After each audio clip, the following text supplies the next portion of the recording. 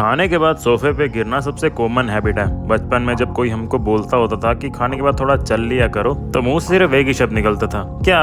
But लेकिन बचपन में ऐसी कई चीजें हैं जो हमने बड़ों के कहने पे नहीं करी, बट लेकिन अब वो खुद से ही कर रहे हैं, क्योंकि वो सिर्फ हमें हुक्म दे देते थे, कुछ समझाते नहीं थे कि ऐसा क्यों करना चाहिए। बट लेकिन अब हमने जब खुद से समझा कि इन चीजों के क्या फायदे हैं तो हम खुद से ही फॉलो करने लगे। और इसके साथ यहाँ आता है एक simple fat loss hack, 10 minute walk after मील।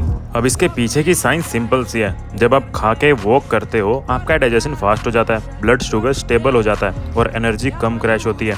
इससे आपके बॉडी में इंसुलिन स्पाइक भी कम होते हैं, जो कि कंट्रोल करता है तुम्हारी फैट स्टोरेज को और तुम्हें शुगर होने से भी बचाता है। सीधे सीधे बात करें तो 3 फायदे हैं। बेटर डाइजेशन, पेट में हैवीनेस कम होती है और ब्लोटिंग भी नहीं होती।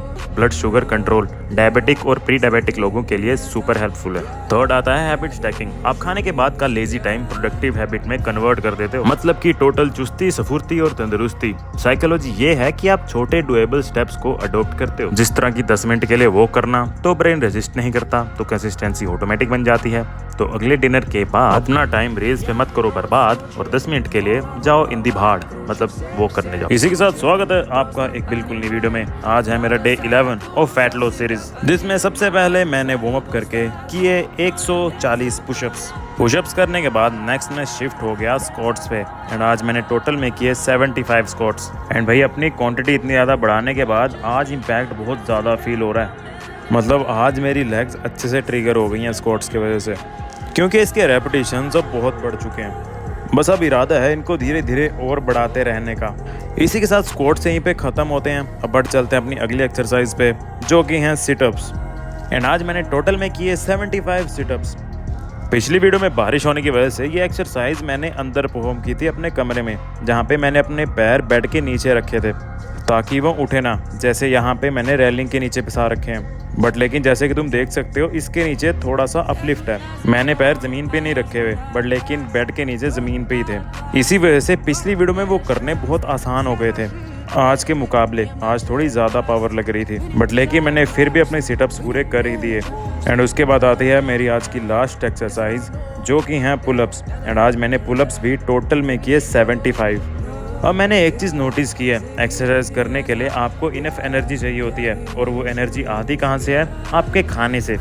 तो जिन दिन मैं इनफ खाना नहीं खा पाता उस दिन मेरी एक्सरसाइज करनी थोड़ी मुश्किल हो जाती है। हालांकि मैं वो पूरी कर तो लेता हूँ, बट लेकिन उन दिनों में रुकता ज़्यादा हूँ एक्सरसाइज करते टाइम।